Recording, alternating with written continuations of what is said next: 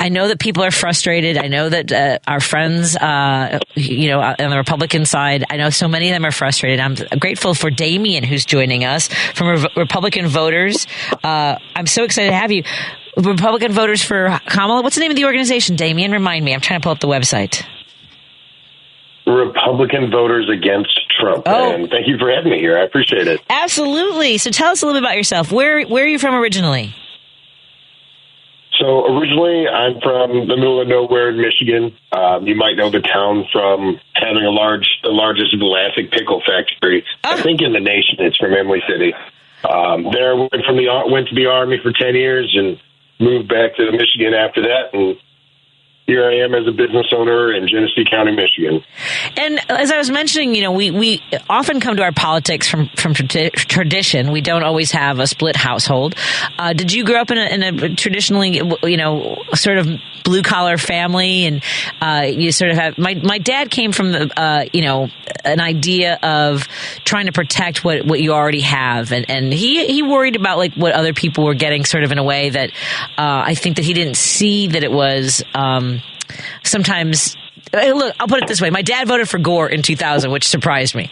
So along the way, we change our opinions based on experiences. Would you say that that's the case? Absolutely. Yeah. And hopefully based off of factual information. Right. So tell us a little bit about how you come to be a part of this organization, Republicans Voting Against Trump. I mean, such a strange order of events happened. Literally, I was just cruising around on whatever social media site I was on that day. I was able to take a questionnaire, and then somebody just reached out to me afterwards and said, "Hey, it sounds like you would really be good in this community." And they started asking me questions on how I could help, and I never said no. So here I am today. That's awesome, because there is this growing group. We're seeing Adam Kinzinger. We're seeing Liz Cheney right here in our own state. Jim Edgar has joined Republicans Voting Against Trump or Republican Voters for Kamala. It's a lot of different organizations. What's the reaction you have from folks in your community when you have these conversations? Almost visceral. I think is probably the best term. If somebody is a Trump supporter, it's getting them off that is almost impossible. I mean, it's like as soon as you say, "Well, I don't support Trump," they say, "Well, obviously you support Harris," or "Obviously you're liberal," and it's hard for me to make these humongous jumps that our divided nation is making right. It is interesting because there is some hostility. And I know that everyone gets into their emotions about politics or what they value, and also we've gotten to this point where our political views have become our identity. Do you think that's part of what's hard for folks if they find out someone doesn't agree with them that they think should be a part of their sort of group? Like, does it seem like it's a challenge to their decisions and their values? It's funny you bring that up in that context. I was talking to a Danish reporter the other day, and he said American politics is much like sports teams in every other country, where if you change your sports team, whether they're win, loss, or draw, like, you're a terrible supporter. I can't believe you would ever support, whatever soccer league or sport you're interested over there. And that was one of the main reasons they wanted to talk to me that day specifically, was because it is weird for Americans to change teams. You really got to break down, some serious internal barriers. Like, it bothers me when my friends called me a Democrat, and I was like, I'm not a Democrat. That's not how I've ever defined myself. So Right. I would like to say at this point, I didn't change much. The Republican Party has changed a lot. That's what's so hard. What I was thinking about is, look, whatever the intentions were of the founding fathers, right? This is not working at the point we are for whatever reasons, whether it's the big money, people consolidating power in certain ways. Like, there should be a balance of what Democrats value and what Republicans value. And above all else, it's helping each other and making a path for the American way of life in the wide array of vision that is. Don't you think? I love the fact that you brought the Constitution and the way it was written and the way it is now, because they knew that it was going to be changing. They knew times changed because they saw it in their lives too. That's why they opened up the process for the amendments. The hardest time we have in our country is agreeing. And we need 2/3 agreement on any amendments. There hasn't been an amendment to the Constitution since the 70s, I believe. Right. With that in mind, Joe Biden has actually announced a few different ideas that I thought were pretty decent to the Constitution, like expanding the Supreme Court and term limits and things like that. Common sense solutions to bring the Constitution further up to our time. Right. What are your concerns when it comes to Trump having another administration? First and foremost, I don't think he'd leave. I mean, he already tried not leaving, in my opinion. And I feel like my opinion and Merriam-Webster's opinion or fact is that was a violent attempt to take over our country. Yeah. January 6th, I'm referencing. So with that, it makes me he's already done it once and failed, right? And that's when we have all these people around him that actually had American values. And to be honest, I'm not a huge Mike Pence fan, but thank whatever Lord you pray to that he was around to say, I'm going to stand up for American values instead of standing up for fake elector schemes. Right. That's not going to be there this next time. And that's uncomfortable for me. Do you see this as preventing another Trump administration as a way to rebuild the Republican Party? What is the sort of vision of once we stop Trump, how to rebuild and make those connections again without that sort of tendency? I don't know what. I've seen interviews with Republicans saying maybe we do need a dictator. And now Tucker Carlson just saying it. Daddy's coming home and is going to spank some of us. It's a little surreal, isn't it? That's disgusting, number one. And number two, that, in my opinion, that means they know literally nothing about history on how authoritarian, totalitarian dictatorships or any type of religious governments have ever ended. They always end in human suffering, and I'm so against that. And so what do you see as If I was to be the... Go ahead. Yes, if you were to be the... If I was to be the architect of the solution, I would say the Republican Party needs to rebirth itself. We need to find a better spot. We are not supporting the people that should be voting for us. Right now, the largest voting pool is the millennials, right? And most of the Republicans are boomers and, older Gen X's that are, not to be rude, but they are dying due to old age and whatever else, right?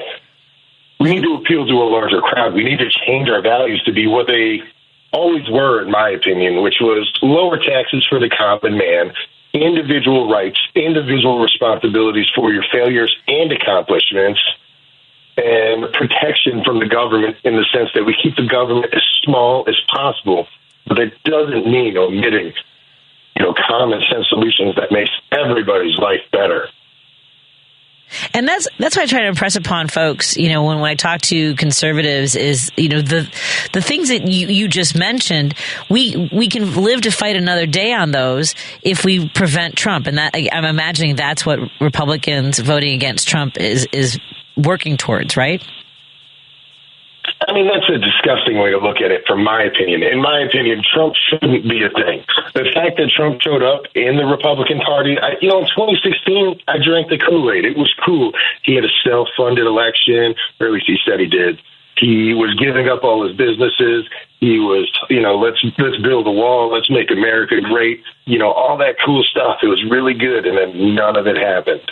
Literally every promise was broken. And on top of that, everything went poorly.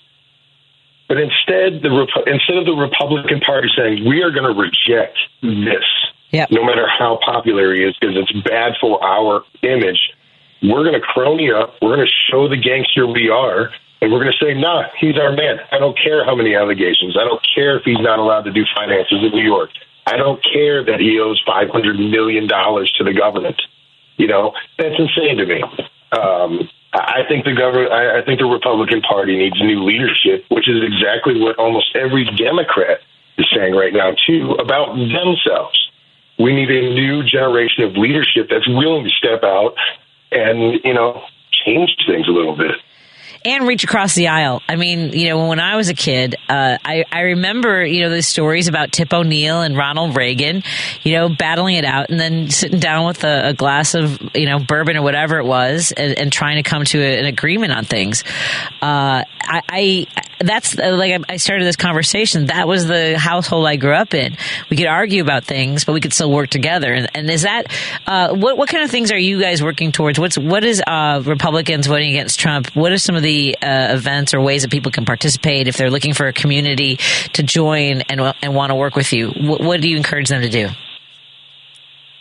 So I'll be the first to say I'm not the person that puts all this stuff together. There's people much smarter than me that's organizing that. I would first say go straight to the website and ask how they can help. That's all I have done. And it's taken me to a lot of cool places. I'm actually really excited to be here just to be able to talk out loud to somebody. You can scream all you want in the middle of the grocery store. Nobody's going to be listening to you. But if you can have, an audience, even a small audience, it's something to talk to. If I can reach one person to pull their vote, just pull their little vote off of Trump because of, whatever I said, that's worth it to me. And I'll do that as much as I can until and after the 5th, because we all know he's going to say he didn't lose, whether he did or not. So tell us that pitch, how you appeal to Republicans to encourage them to for this election to not vote for Trump. I mean, the problem I'm having with Republicans around me is a lot of times they tend to ignore the decorum of what we're looking for. They say we're not feared as a nation. We're not revered as what we should be in the United States. And I'm always willing to ask, okay, that's a great sentiment. Is there any facts backing that? The reason I've been brought to the political position that I have been is because I'm tired of being lied to, and I think every other Republican should feel the same way. The 2020 election is a good example of this, okay? 4 years ago, we had the election, and Fox News said stop the steal, and so did Trump. Yep. They trumpeted each other like a symphony orchestra and haven't stopped since then, even with an $800 million payout. But even after 60 different court appearances where at least 40 of them were thrown out that said there's not enough evidence for this, and if they don't want to go by that, we can go by the FBI hearings, which was, that's the Federal Bureau of Investigations. If you don't trust them, you don't trust anybody in the government. Okay, you don't want to trust anybody in the government. Let's see the two different private investigation fields that are private investigation companies that Trump hired that both said, yeah, man, you lost. Yeah. It's gotta be with all of that, it's like you can say all these things, and if you still refuse to believe that, I'm sorry, there's no way I'm going to get you to pull away from the Republican Party. You can't appeal to reason. No, that's got to be so frustrating for you, my friend. We're talking to Damien with Republicans voting against Trump. Do you think you'll run for office down the road? Is that something now that you've started having these conversations and realize that, it takes good people to step into the fray to, have these conversations? Would you consider it? I'm going to be honest before I answer that question. Are you saying that because I sound good on the radio? You sound great on the radio. No, I'm saying we need reasonable people running for office all over the country for every race. The fact that I absolutely agree. Yeah. And I do. I have considered it. There is a need for people to step out. I don't know if I'm the one to step out. But the thing that I've noticed most with especially society today is this assumption of responsibility. Since the responsibility is so watered down through every single citizen, everybody thinks somebody else is going to do it. And there's usually a hard time finding that person that says, I will do it. And sometimes you just got to ask yourself, should it be me? And if not me, who else? Right. So I am considering something. Well, if you ever think about it, I mean, again, we need good people running for office and taking up that banner of it. And it sounds like it's something that you're interested in. If you ever want to pick my brain, I ran for office, and I encourage folks who ever consider it to just, once you decide to run, just run. Okay, Damien? I would love to get some information off you from that in the future, because I'm going to need as much help as I can get if I'm going to do it, because if my plan works, it would be all grassroots, all that cool stuff. Yep, exactly. That's the way to get it done, because you choose your country, your community, your neighbors over party, and that's really what this comes down to. I'm so grateful for your time, Damien. Thank you for having me on the show. I appreciate you so much. Absolutely. Have a good. Let's get this done, and then we'll talk some more afterwards. Take care. Absolutely. Thanks.